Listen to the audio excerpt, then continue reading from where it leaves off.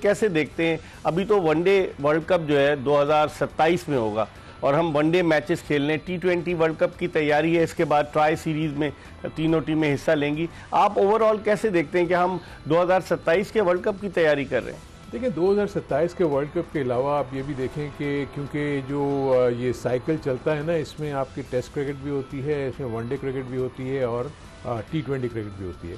सो जब bilateral series होती है तो उसमें कोशिश ये की जाती है कि तीनों फॉर्मेट में आपको एडजस्ट किया जाए। यही वजह है कि जब आप देख रहे होंगे कि जितनी भी सीरीज़ हो रही हैं उसमें ज़्यादातर वनडे भी हैं, टेस्ट मैचेस भी हैं और T20 भी हैं।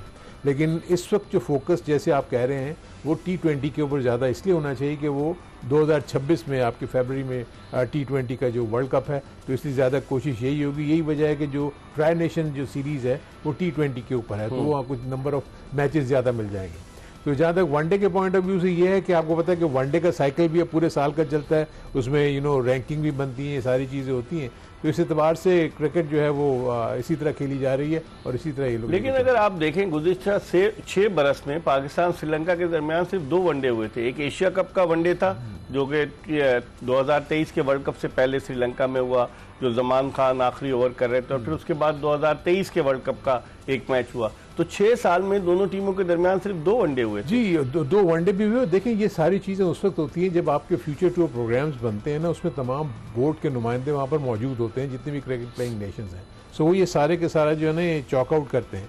अब पाकिस्तान के सबसे बड़ा प्रॉब्लम ये होता है कि पाकिस्तान और इंडिया की जो बायलैटरल सीरीज है वो नहीं होती। सो पाकिस्तान का जो बैरन पीरियड है ना वो बढ़ जाता है, क्योंकि इंडिया पाकिस्तान के साथ नहीं खेलती। तो इसलिए उस एरा में यानी उस पीरियड में ये कोशिश करते हैं किसी तरीके से चीज़ों को एडजस्ट किया जाए।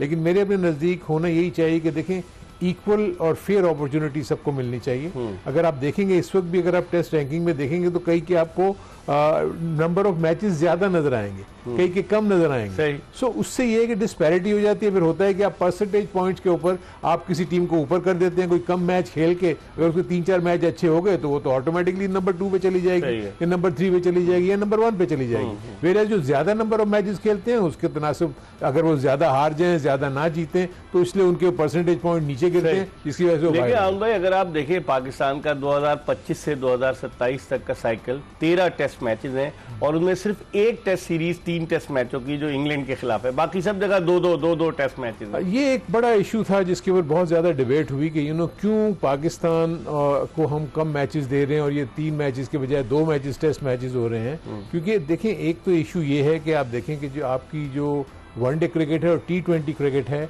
इसमें आपके पास कमर्शियल वैल्यू जो है ना वो बहुत ज्यादा हो गई है। आप देखें कि इवन ICC भी स्ट्रगल कर रहा है कि वो टेस्ट मैच की जो कॉस्ट को किस तरीके से वो सस्टेन करे।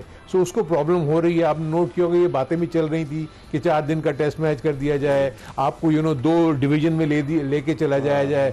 सो वो भी जो है अब तो बात आई कि 12 टीमें कर दें। 12 टीमें कर दें। तो इसलिए वो चीज़ें जब वो डिबेट हुई, जब ये ICC की मीटिंग हुई, तो वो 2-3 चीज़ें तो स्क्रैप हो गई। अब ये इस तरह कर रहे हैं। लेकिन मेरे अपने नज़दीक अगर हम फॉर इंस्टेंस मैं अगर बात कर रहा हूँ कि सिर्फ इंडिया, इंग्लैंड और ऑस्ट्रेलिया ही 5-5 टेस्ट मैचेस की सीरीज खेलती हैं, इसलिए वो दोनों एक दूसरे को अकोमोडेट कर सकते हैं 5-5 मैचेस। हम आप मुझे बताएं ना, हमारे 3 से 4 तो हमारे स्टेडियम्स हैं। आप कैसे जो है इतने ज्यादा मैचेस आप करवा सकते हो, टेस्ट मैचेस भी, और उसके बाद आपने वनडे को अकोमोडेट करना है, आपने T20 को अकोमोडेट करना है। आपने इसलिए देखा हो कभी कभी आप स्प्लिट हो जाते हैं, यानी टेस्ट मैचेस के लिए चले गए, फिर वनडे के लिए आए, फिर चले गए, फिर T20 के लिए आए।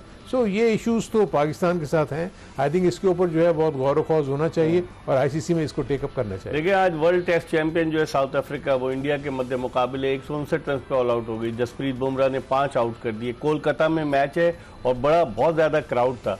अब उसी तरह से एशेज शुरू होने वाली है, ऑस्ट्रेलिया इंग्लैंड, तो अब मैचेस तो हो रहे हैं। टेस्ट क्रिकेट तो बहुत जबरदस्त शुरू हो गई है ऑलरेडी। आपने देखा कि जो साउथ अफ्रीका का और आपने इंडिया का जिक्र किया, आप देखें कि इंडिया में हम सब यही कहते हैं कि जी स्पिनिंग विकेट अपनी विकेट्स बना लेते हैं। आज 7 आउट जो है वो फास्ट बॉलर्स ने की और 4 स्पिनर्स उन्होंने खिलाया, 4 स्पिनर्स खिलाया।